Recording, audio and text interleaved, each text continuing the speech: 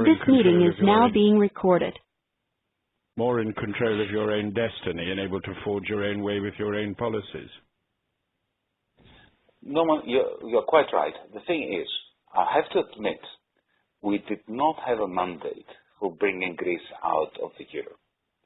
What we had a mandate to do was to negotiate for a kind of arrangement with the Eurogroup, with the European Central Bank, that would render Greece sustainable within the Eurozone. The mandate went a bit further, at least in my estimation. I think the Greek people had authorized us to pursue energetically and vigorously that negotiation to the point of saying that if we can't have a viable agreement, then we should consider getting out. The problem was that once you are inside the clasps of a monetary union, it is ever so hard to create the kind of public dialogue which is necessary in order to prepare people for what comes, for the process of disengagement from the currency union, while at the same time not precipitating a collapse. It's a little bit like, imagine if you had to prepare a population, an electorate, for a devaluation, a very large devaluation, 12 months before it takes place, through dialogue. You can understand that this is an impossibility. We don't have a currency which we can devalue vis-à-vis the euro. We have the euro. And what I keep telling people is that in our estimation, it would have taken 12 months. But I think that Norman's got a point, if I may say so, Yanis, because you obviously didn't have a plan B, and that did rather weaken your negotiating argument, because the others were absolutely scared of you leaving, and yet you said, don't worry, we're not going to leave. I think, though, that just in the last couple of weeks, you yourself did start to think about a plan B, and I think you even gave some inkling of that in your interview with the New Statesman, where there was a vote in the inner cabinet in Athens after the referendum, and you were in favour of trying to prosecute a plan B, and you were outvoted. Do you think there's still a chance, if everything goes badly, that there may well be a plan B, and that the Grexit, which nobody wants in Greece, I understand that, but do you think it may still come about, even though it's something for which you are unprepared? Oh, absolutely, absolutely. I think that this agreement is not viable, and Dr. Wolfgang Schäuble, the German finance minister, is hell-bent on effecting a Grexit. So nothing is over. But let me be very specific and very precise on this. The Prime Minister, before he became Prime Minister, and before we won the election in January, had given me the green light to come up with a plan B. And I assembled a very able team, a small team as it had to be, because that had to be kept completely under wraps for obvious reasons. And we've been working since the end of December, beginning of January on creating one. But let me give you, if you are interested, some of the political and institutional impediments that made it hard for us to complete the work and indeed to activate it. The work was more or less complete. We did have a plan B, but the difficulty was to go from the 5 people who were planning it to the 1,000 people that would have to implement it. For that, I had to receive another authorization, which never came. But let me give you an example. We were planning along a number of fronts. I'll just mention one.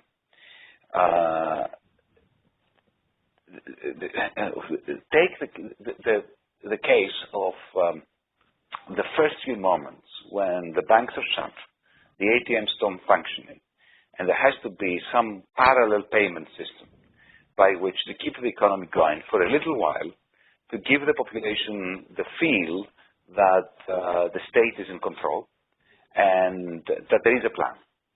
What we planned to do was the following. There is the website of the tax office, like there is in Britain and everywhere else, where citizens, taxpayers, go into the website, they use their tax file number, and they transfer through web banking monies from the bank account to their tax file number so as to make payments on VAT, on income tax, and so on and so forth.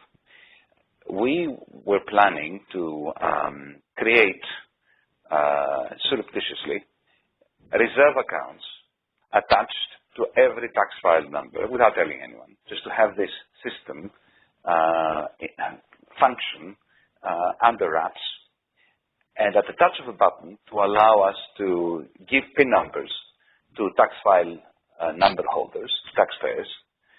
So when, let's say, take for instance the case where the state owed €1 million to some pharmaceutical company for drugs purchased on behalf of the National Health Service.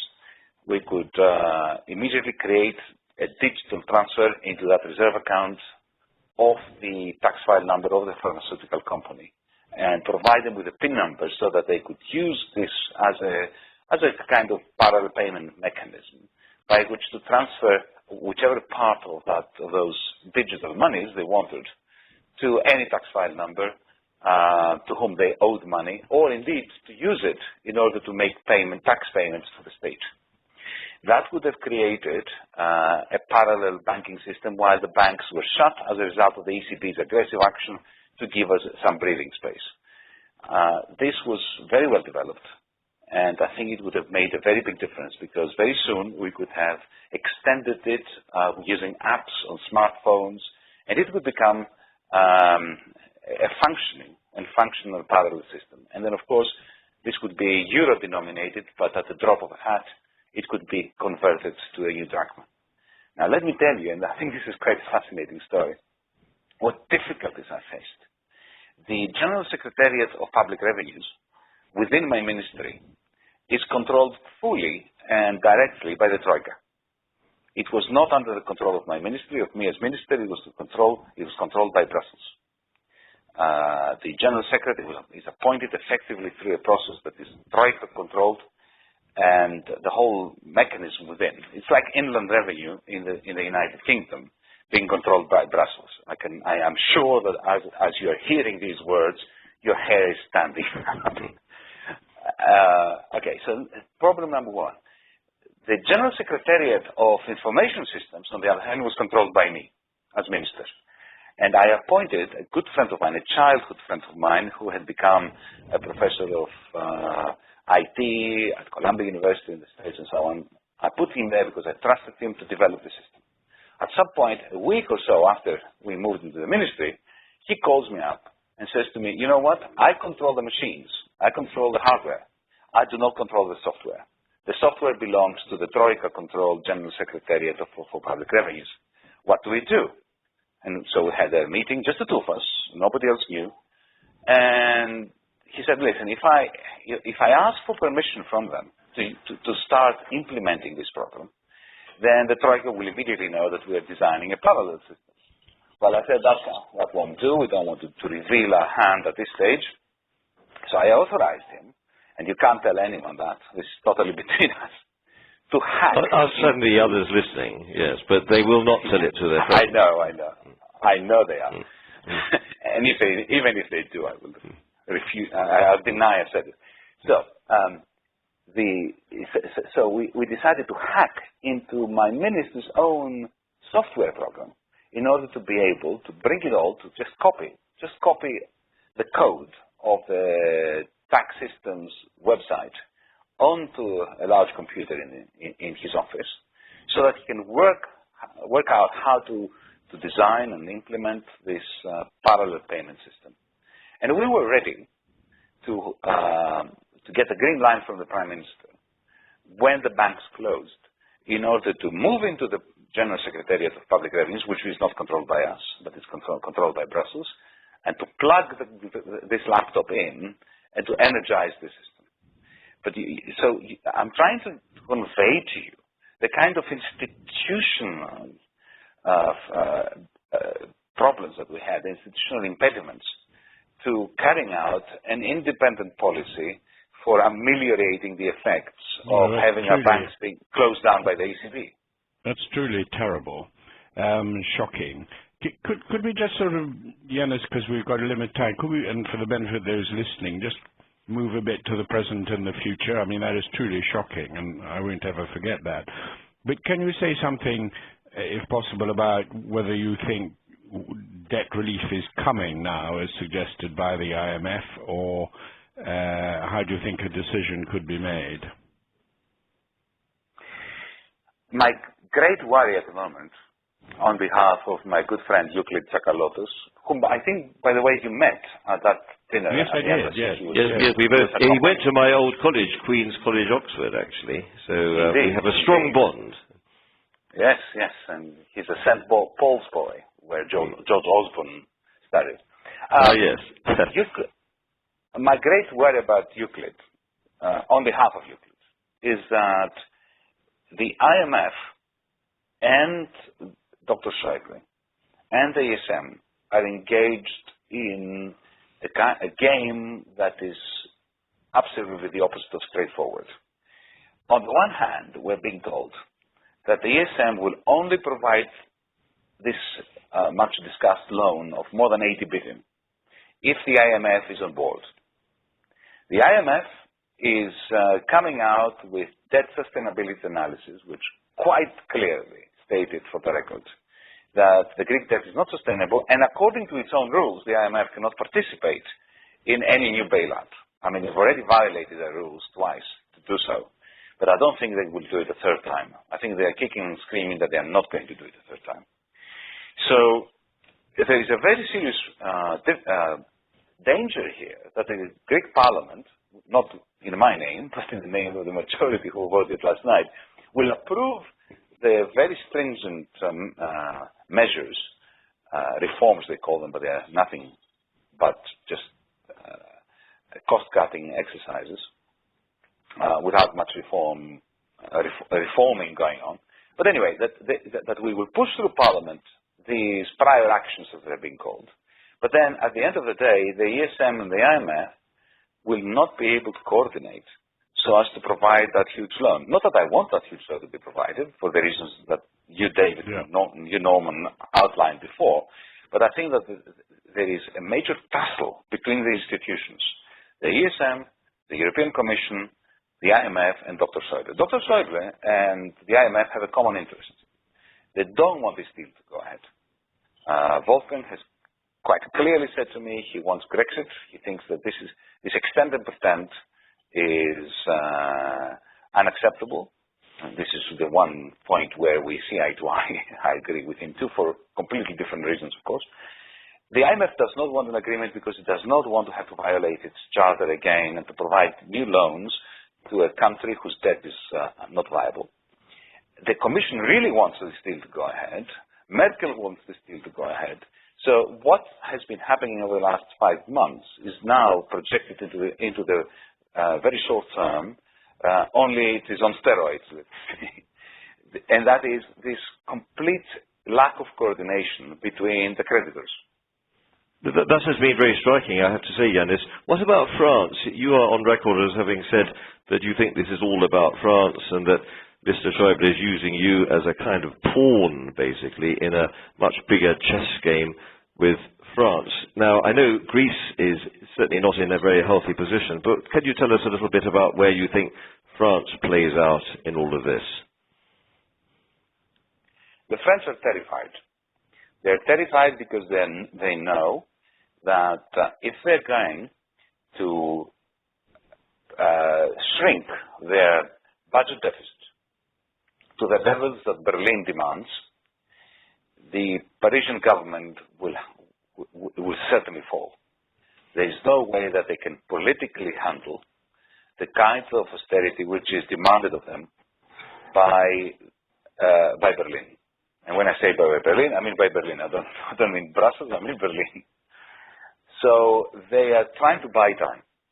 This is what they've been doing now, as you know, for a couple of years. They've been trying to buy time in terms of an extension of the time period during which they will have to reduce their deficit to below 3.5%, 3%, the Maastricht criteria, the Stability and Growth Pact. At the very same time, Wolfgang Schäuble has a plan. I wrote an article today in Die Zeit, in the German newspaper. It's quite extensive and I think quite controversial, in which I explain what Dr. Schäuble's plan is. And this is one of the very sweet moments in one's life when one does not have to theorize, because all I did was to convey the plan as Dr. Schäuble described it to me.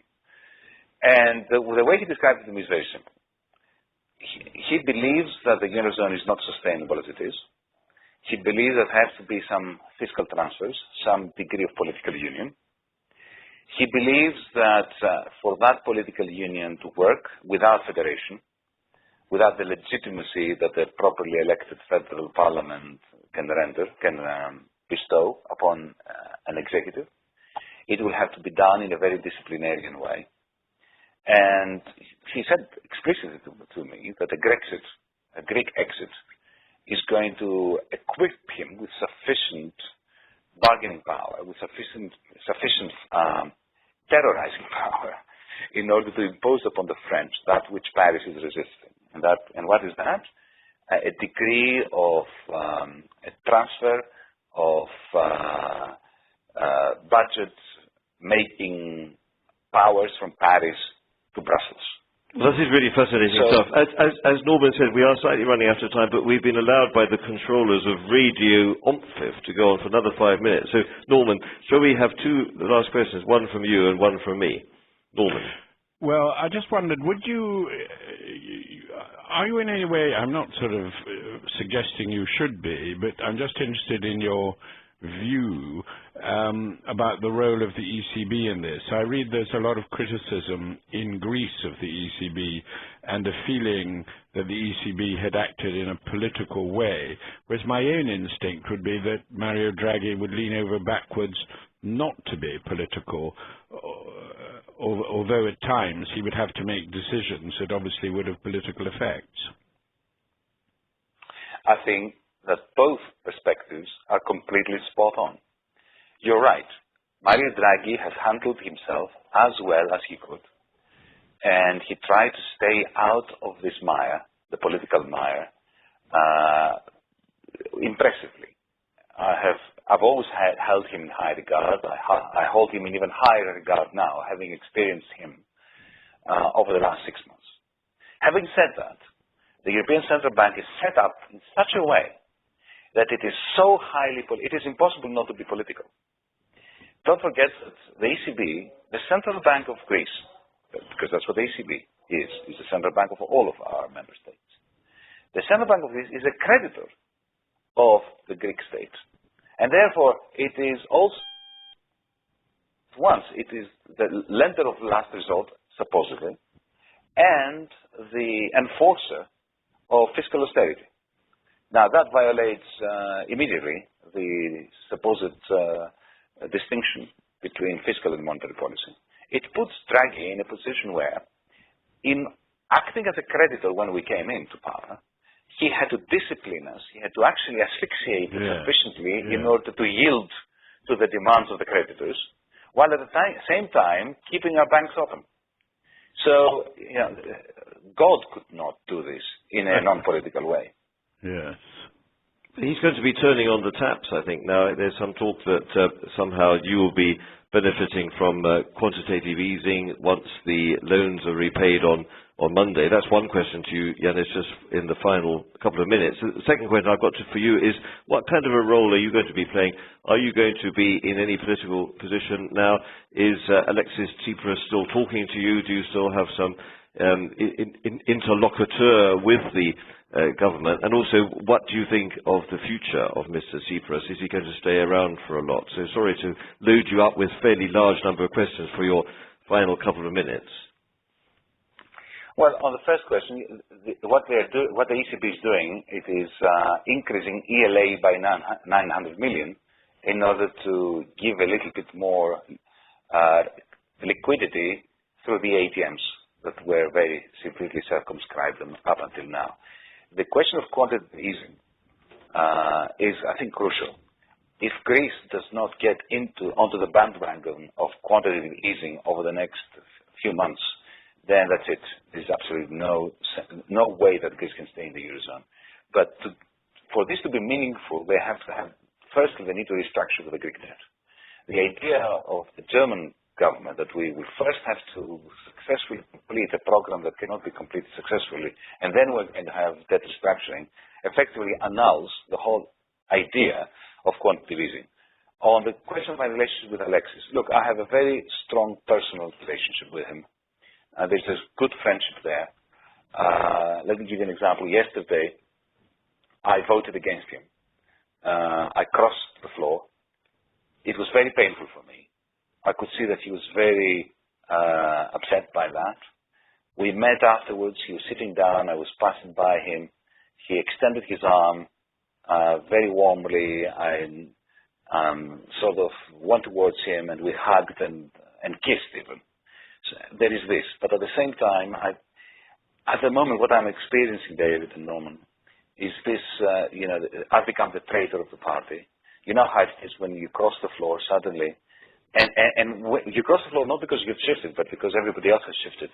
They've undergone a mutation. Suddenly they have adopted the language that I've been countering for the last 6 years with them. But now they have adopted it. And so that I'm not sure what kind of relationship we're going to have. Up until yesterday, Alexis was very keen to say to me that he will definitely need me. He offered me another ministry only a few days ago. I said no, because I don't care about having a ministry. What I care about is a sustainable Greek debt, a sustainable Greek economy. What we're doing now is, whatever the reasons are, but the measures we introduced yesterday through Parliament will choke the Greek private sector, and a private sector that has already suffered so massively over the last 5 years. I'm going to stay in Parliament. I really love being a backbencher. I have only been a backbencher for a week. It's great. It gives me the opportunity to speak out and to write and to visit friends outside of Greece. And I hope to see you soon in London. Well, we hope that very much. That's been a very good postscript. I would just like to say thank you both to Lord Lamont and to Yiannis Varoufakis. I'm sorry that there were a few technical hitches at the beginning. That was actually because our system was rather overloaded by the number of callers. When you came here in London, Yiannis, in February, there were about 20. In fact, we had 84 people on the line from all over the world. I do have to say also that you did say one or two things which were slightly sensitive regarding various episodes when you were a minister. So I'd just like to say to everybody that none of this information that you've been hearing here should be used, firstly, to make any trades of any sort in any way, but also please do not pass this on to other people. This is a private conversation under the famous Chatham House rule, and the idea is that you hear firsthand from Yiannis Varoufakis and also from Norman Lamont about their experiences, but this is not a public broadcast. This is not the BBC.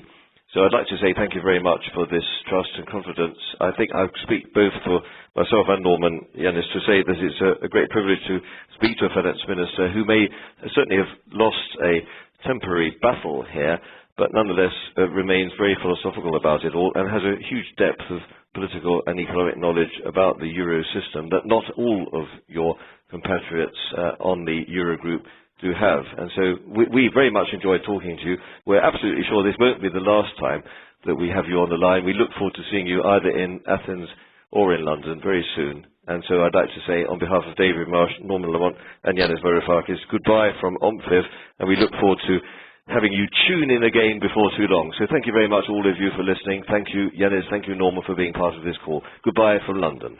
Bye, Yiannis. Bye-bye. Thank you very much.